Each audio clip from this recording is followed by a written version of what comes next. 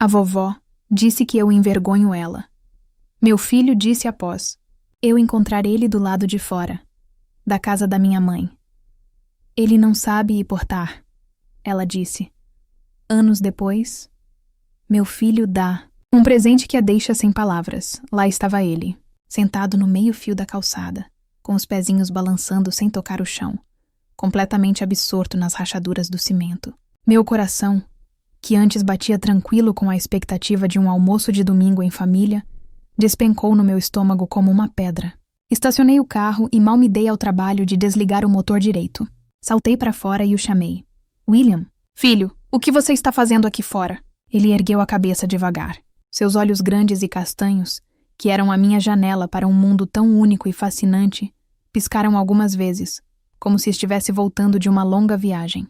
Ele não parecia triste ou assustado. Na verdade, ele parecia estar apenas existindo no seu próprio universo. Essa era uma das coisas mais bonitas e, às vezes, mais dolorosas sobre meu filho. Oi, mamãe, ele disse com sua voz suave. Eu estou contando.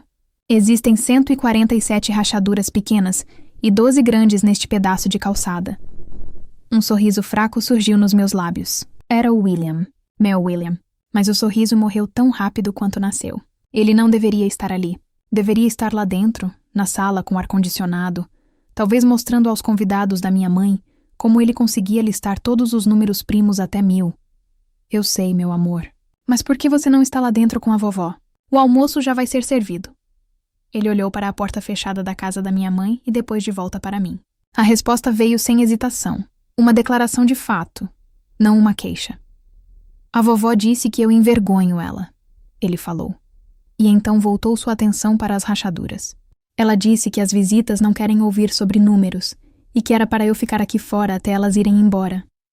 O ar pareceu ficar rarefeito. Cada palavra que ele disse foi como um soco, tirando o meu fôlego. Envergonho ela. A minha mãe, a mulher que me criou, disse ao seu próprio neto de 7 anos, uma criança no espectro autista, que ele era uma vergonha. Um calor subiu pelo meu pescoço, uma fúria tão intensa que minhas mãos começaram a tremer. Olhei para a porta branca e imaculada, e tudo o que senti foi uma vontade avassaladora de arrancá-la das dobradiças. Fique aqui no carro, meu amor. Tranque as portas e não saia por nada, está bem? Mamãe vai resolver isso. Ele apenas assentiu, já imerso novamente em sua contagem. Corri para a porta da frente e nem me dei ao trabalho de tocar a campainha. Girei a maçaneta e entrei. O cheiro de carne assada e bolo no forno me atingiu. Um aroma que normalmente significava conforto e família, mas que hoje me causava náuseas. Na sala de jantar, a cena era perfeita. Minha mãe estava sentada na cabeceira da mesa, rindo de algo que uma de suas amigas, um casal que eu nunca tinha visto antes, havia dito. A mesa estava posta com a melhor toalha, os melhores pratos. Tudo impecável. Tudo falso. Mãe, eu disse, e minha voz saiu mais baixa e perigosa do que eu esperava. Os 3 se viraram para mim. O sorriso da minha mãe congelou no rosto. Joana, que susto! Pensei que não viria mais. Onde está o William? Ela perguntou, tentando manter a fachada de avó amorosa na frente das visitas. Ele está lá fora, respondi, caminhando lentamente em direção à mesa, na calçada. Porque, segundo ele, a senhora disse que ele a envergonha e o mandou esperar lá. O silêncio que se seguiu foi pesado. O casal de amigos olhou da minha mãe para mim, visivelmente desconfortáveis. Minha mãe, por sua vez, largou o guardanapo de pano sobre a mesa e seu rosto se transformou. A máscara de anfitriã perfeita caiu, revelando a dureza que eu conhecia tão bem. Ora, Joana, não faça uma cena, ela disse, a voz baixa e irritada. Ele não sabe se portar. As pessoas querem conversar sobre coisas normais, não ouvir um menino falar de números e contas o tempo todo. Ele estava deixando as visitas desconfortáveis. Eu ri. Um som seco e sem humor. Desconfortáveis? Ele é uma criança. Ele estava apenas sendo ele mesmo. O hiperfoco dele em números é parte de quem ele é. É o jeito dele de se conectar com o mundo. É um jeito irritante. Ela retrucou, aumentando o tom. Eu tenho o direito de receber meus amigos em paz na minha própria casa, sem ter que me preocupar com as esquisitices do seu filho. A palavra esquisitices ficou pairando no ar. Senti meu sangue ferver. Eu estava pronta para dizer coisas que talvez nunca pudessem ser retiradas. Mas antes que eu pudesse, Algo inesperado aconteceu. A mulher, a visita, pigarreou e falou com uma voz gentil. Com licença, ela disse, olhando para minha mãe. Mas o seu neto não estava nos incomodando em nada. Na verdade, meu marido e eu estávamos achando fascinante. Ele nos explicou o que é a sequência de Fibonacci. Ele é um menino muito, muito inteligente. O marido dela concordou com a cabeça. Sim, ele é brilhante. Não vimos problema algum. O rosto da minha mãe ficou vermelho. Ela não esperava por aquilo. Ela esperava que suas amigas ficassem do seu lado, que concordassem que William era problemático. Mas elas não o fizeram. Elas o viram. Elas viram a luz dele. A mesma luz que minha própria mãe se recusava a enxergar. A defesa das visitas, em vez de acalmá-la, pareceu apenas piorar as coisas. Ela se sentiu encurralada, exposta em sua própria crueldade. Seus olhos se cravaram nos meus, cheios de um ressentimento antigo. Aquele momento não era apenas sobre William, era sobre tudo. Sobre a minha recusa em fazer meu filho agir como todo mundo. Sobre a minha aceitação de quem ele era, algo que ela via como uma falha minha, como mãe. A batalha estava apenas começando, e eu sabia com uma clareza terrível que a ferida aberta naquele dia levaria muito, muito tempo para cicatrizar. Se é que um dia cicatrizaria. O silêncio na sala de jantar era uma afronta. As palavras gentis daquela mulher, uma completa estranha, deveriam ter sido um bálsamo, uma ponte para o entendimento. Em vez disso, para minha mãe, foram um fósforo jogado na gasolina. Ser corrigida, e ainda por cima, na frente de visitas, era mais do que seu orgulho podia suportar. O rosto dela, antes vermelho de vergonha, agora estava pálido de raiva. Os olhos dela encontraram os meus por cima da mesa arrumada e o veneno que eu vi ali me gelou a alma. Não se meta onde não é chamada. Ela sibilou para a visita, antes de se virar para mim. E então ela disse as palavras que mudariam tudo. As palavras que ecoariam na minha cabeça por anos a fio. Você o defende tanto, ela disse, a voz trêmula de fúria contida. Mas você sabe que eu estou certa, Joana. Você sabe que esse menino vai te dar trabalho a vida toda. Ele nunca vai ser como os outros. Ele sempre vai ser um fardo para você. Fardo. A palavra caiu no ambiente como um objeto pesado, quebrando o que restava da nossa relação. Um fardo. Ela não estava falando do autismo. Estava falando do meu filho, do meu William, do pedaço mais importante da minha vida. Naquele instante, a raiva que me consumia se transformou em algo diferente. Virou uma clareza fria, uma certeza de granito. O amor que eu sentia pela minha mãe sempre esteve ali, mas o amor que eu sentia pelo meu filho era a minha espinha dorsal, a minha força vital. E um corpo não pode sobreviver quando a espinha é ameaçada. Eu não gritei, não chorei. Eu apenas a encarei, deixando que ela visse em meus olhos que tinha acabado. Tudo. Os almoços de domingo, as ligações no meio da semana, a ilusão de que éramos uma família que se apoiava. Tudo se desfez com aquela única palavra. Vamos embora, foi tudo o que eu disse. Não para ela, mas para o ar. Dei as costas para a mesa, para as visitas constrangidas e principalmente para a mulher que me deu a vida, mas que se recusava a aceitar a vida que eu tinha gerado. Caminhei até a porta sem olhar para trás. Eu sabia que se olhasse, talvez a minha resolução fraquejasse. Peguei minha bolsa no aparador e saí, fechando a porta atrás de mim com um clique suave que soou como o fim de um mundo. Lá fora, o sol ainda brilhava. William estava no carro, exatamente como eu havia pedido, olhando para um pequeno livro de tabuadas que ele sempre carregava no bolso. Ele ergueu os olhos quando entrei e sorriu. Um sorriso puro, que não fazia ideia da guerra que tinha acabado de ser travada em seu nome. Vamos para casa, mamãe? Sim, meu amor. Vamos para casa, respondi. A voz embargada pela primeira vez.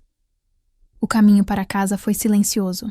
Eu dirigia com as mãos firmes no volante, mas por dentro eu era um furacão de emoções. Dor, raiva, uma tristeza profunda. Mas acima de tudo, alívio. Um alívio estranho e assustador. O alívio de quem finalmente arranca um curativo de uma ferida que nunca sara, mesmo sabendo que vai doer. Naquela noite, William teve um pesadelo. Ele acordou chorando, algo que não acontecia há muito tempo. Ele não falava sobre a avó ou sobre o que aconteceu, mas eu sabia. O corpo dele sabia. Nos dias que se seguiram, ele ficou mais agitado. Começou a balançar as mãos com mais frequência. Um sinal claro de que estava ansioso. Tinha dificuldade para dormir e qualquer barulho um pouco mais alto o fazia pular de susto. Era a prova que eu não precisava, mas que recebi mesmo assim. Aquele ambiente era tóxico para ele. A minha mãe, com sua amargura e sua incapacidade de amar William como ele era, estava o adoecendo. Uma semana depois, ela ligou. A voz dela no telefone era casual, como se nada tivesse acontecido. E então, vocês vêm almoçar no domingo? Ela perguntou. Respirei fundo, segurando o telefone com força. Era a hora. Não, mãe. Nós não vamos. Houve uma pausa. Ah, e por que não? Porque o bem-estar do meu filho vem em primeiro lugar, eu disse, a voz firme. E a sua casa não é um lugar bom para ele. Enquanto a senhora não entender o mal que faz a ele e a mim, nós vamos manter distância. Você está sendo dramática, Joana. É só o jeito dele... Não, eu a cortei. Não é só o jeito dele. É quem ele é. E eu não vou mais permitir que ninguém, nem mesmo a senhora, o faça sentir que ele é um problema ou um fardo. Acabou, mãe. Desliguei o telefone antes que ela pudesse responder. E não atendi quando ela ligou de novo. E de novo. Os anos que se seguiram foram ao mesmo tempo os mais difíceis e os mais gratificantes da minha vida. Criei William sozinha em um mundo só nosso. Um mundo onde números não eram irritantes, eram mágicos. Onde empilhar blocos em padrões perfeitos não era estranho, era arquitetura. Onde falar por horas sobre a beleza da matemática era a nossa conversa de jantar preferida. Eu me tornei sua maior defensora na escola, sua parceira de estudos, sua torcedora número 1. Canalizei toda a energia que eu gastava tentando fazer minha mãe entender meu filho para, em vez disso, entender o mundo através dos olhos dele. E era um mundo fascinante. Lógico, preciso, cheio de padrões e belezas que a maioria de nós nem percebe. O contato com minha mãe se tornou quase nulo. Um cartão no Natal. Uma ligação fria e curta no meu aniversário. Ela nunca perguntava de William, e eu nunca oferecia informações. Era um acordo silencioso de distância, uma ferida que cobrimos com o véu fino da civilidade, mas que nunca cicatrizou de verdade. Eu sabia que ela contava para as amigas que eu a havia abandonado, que eu era uma filha ingrata. Deixei que ela contasse a história que quisesse. A minha história estava sendo escrita todos os dias, na felicidade do meu filho, na paz da nossa casa, na certeza absoluta de que eu tinha feito a escolha certa. Eu o protegi, e isso bastava. Os anos passaram como um borrão de calendários virados. Estações que iam e vinham, e o som constante de lápis no papel e teclas de calculadora. O menino de 7 anos que contava rachaduras na calçada deu lugar a um adolescente que devorava livros de física e, em seguida, a um jovem que via o mundo em ângulos, vetores e equações.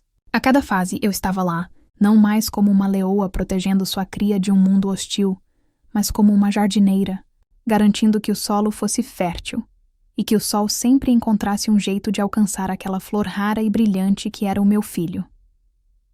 A paixão de William por números nunca diminuiu. Ela apenas se refinou. Transformou-se em um propósito.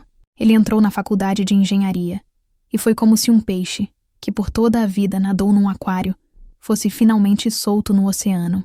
Ele não era mais o menino esquisito que só fala de matemática. Ele era o gênio do campus. O colega que todos procuravam para resolver os problemas mais complexos. O aluno que os professores mencionavam com um brilho de admiração nos olhos. Eu assisti à sua formatura da primeira fila, com o coração tão cheio de orgulho que achei que fosse explodir. Quando chamaram o nome dele para receber o diploma com honras, a plateia inteira o aplaudiu de pé. E ele, meu William, caminhou até o palco sério e focado, com a mesma intensidade que usava para contar as rachaduras na calçada, e aceitou o diploma. Ele não sorriu para a multidão, mas seus olhos encontraram os meus, e naquele breve instante eu vi tudo. A gratidão, o amor, a confirmação de que tínhamos conseguido. Nós dois. A transição para o mercado de trabalho foi igualmente espetacular. William se tornou engenheiro civil, especializado em estruturas. Sua mente, que via o mundo em padrões, conseguia enxergar falhas e soluções em projetos de uma forma que ninguém mais conseguia. Ele não demorou a se destacar. Prédios que eram considerados impossíveis de construir. Pontes que desafiavam a gravidade. Eram esses os projetos que iam parar na mesa dele. E ele os resolvia, com calma, com precisão e com uma dedicação quase sobre-humana. Ele se tornou conhecido, até mesmo um pouco famoso em sua área. Mas o que mais me aquecia o coração era que ele era amado. As equipes de construção o adoravam. Ele nunca levantava a voz.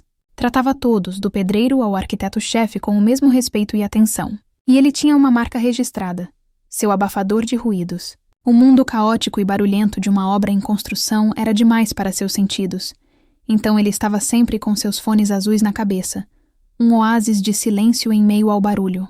Era um lembrete visível de sua jornada, um símbolo de que ele não tinha mudado para se encaixar no mundo. Ele tinha feito o mundo abrir um espaço para ele, exatamente como ele era. Nossa vida era tranquila e feliz. Morávamos na mesma casa, agora mais espaçosa, que ele mesmo tinha projetado. Nossas noites eram preenchidas com conversas sobre seus projetos e as coisas simples do dia a dia. A sombra do passado, a figura da minha mãe, havia se tornado distante, um fantasma em uma história antiga. Foi numa dessas noites, enquanto analisávamos a planta de um novo arranha-céu que se espalhava pela nossa mesa de jantar, que ele me pegou de surpresa. "Mãe", ele disse sem tirar os olhos do papel. A voz dele, agora mais grave e calma, era o som da minha paz. "Sim, querido." Ele finalmente ergueu o olhar. Os mesmos olhos grandes e castanhos de quando era menino, mas agora carregados de uma sabedoria e segurança que os anos lhe deram. "Eu quero visitar a vovó." Fiquei paralisada com a xícara de chá a meio caminho da boca. O nome dela não era pronunciado em nossa casa há tanto tempo que soou estranho, como uma palavra de um idioma esquecido. Um turbilhão de emoções me atingiu de uma só vez. Confusão, medo, a antiga fúria protetora rugindo de volta à vida. "Por quê?"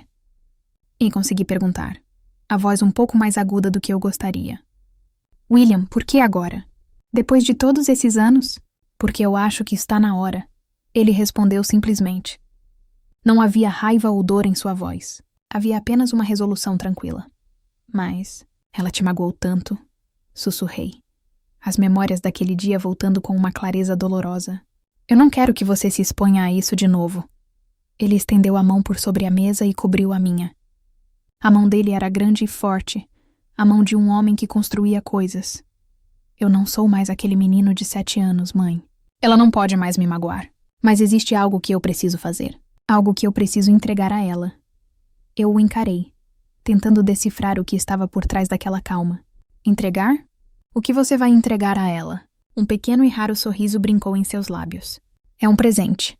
Um que eu venho guardando há muito tempo." Meu instinto gritava para eu dizer não, para protegê-lo, para manter a porta para aquele passado doloroso firmemente trancada. Mas ao olhar para o homem à minha frente, confiante, bem-sucedido e tão incrivelmente seguro de si, eu soube que não podia. Meu papel não era mais o de protegê-lo do mundo, mas o de confiar que eu o havia preparado bem o suficiente para enfrentá-lo. E ele estava mais do que preparado. "Tudo bem", eu disse, suspirando e apertando sua mão. "Eu vou com você." Ele assentiu satisfeito. "Eu sabia que você iria." A decisão estava tomada. Iríamos revisitar o fantasma do nosso passado. E pela primeira vez, eu não estava com medo. Estava curiosa para saber que tipo de presente meu filho, o menino que foi chamado de Fardo, levaria para a mulher que um dia tentou quebrar seu espírito. A viagem de carro até a casa da minha mãe foi como dirigir por uma estrada fantasma. As ruas eram as mesmas, as árvores mais velhas e maiores, mas para mim, cada esquina guardava a lembrança daquele domingo terrível. Meu estômago estava um nó apertado de ansiedade. Eu me sentia novamente a mãe jovem e assustada, pronta para a batalha. Mas quando olhei para o lado, o homem que estava no banco do motorista dissipou meu medo. William dirigia com uma calma que me invejava. Ele não parecia nervoso ou com raiva. Parecia focado, como quando estava prestes a inspecionar uma viga de sustentação ou a aprovar uma planta complexa. Em seu colo, repousava uma pequena caixa de veludo azul escuro, simples e elegante. Aquele era o seu propósito, a sua missão, e eu estava ali para testemunhar. Quando ele estacionou em frente à casa, a mesma casa com a mesma porta branca, respirei fundo. O tempo pareceu se dobrar sobre si mesmo. Por um segundo, eu quase esperei ver um menino de 7 anos sentado no meio-fio, mas não havia ninguém ali. O passado estava quieto, esperando. "Pronta, mamãe?" ele perguntou, sua voz me puxando de volta para o presente. Eu assenti, incapaz de falar. Sempre. Nós caminhamos lado a lado pela calçada que um dia ele mediu com os olhos. Ele tocou a campainha. Demorou um pouco, e então ouvimos o som de passos se arrastando e uma tranca sendo aberta.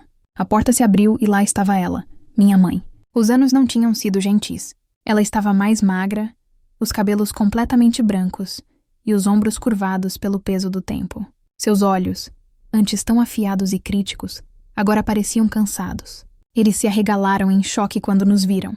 Primeiro para mim, depois para o homem alto e de postura impecável ao meu lado. Ela demorou 1 segundo para reconhecer o neto. Joana? William?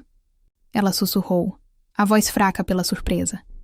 Olá, vovó, disse William. Sua voz era educada, neutra. Nem quente, nem fria. Nós não vamos demorar, eu disse suavemente. William gostaria de lhe entregar uma coisa. Ela pareceu confusa, mas se afastou para nos dar passagem. Entramos na sala de estar. Os móveis eram os mesmos, mas o ambiente parecia parado no tempo, coberto por uma fina camada de poeira e solidão. Não nos sentamos. Ficamos de pé no centro da sala, o silêncio preenchido por décadas de palavras não ditas.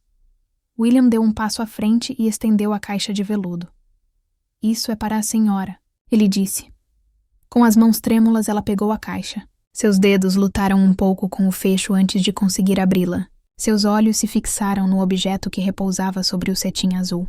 Era uma medalha, grande, de bronze polido, pendurada numa fita com as cores do mérito da engenharia. No centro, gravado com uma precisão impecável, estava o símbolo da Ordem dos Engenheiros e as palavras por excelência e inovação. Ela ergueu o olhar, a confusão estampada em seu rosto enrugado. O que é isso?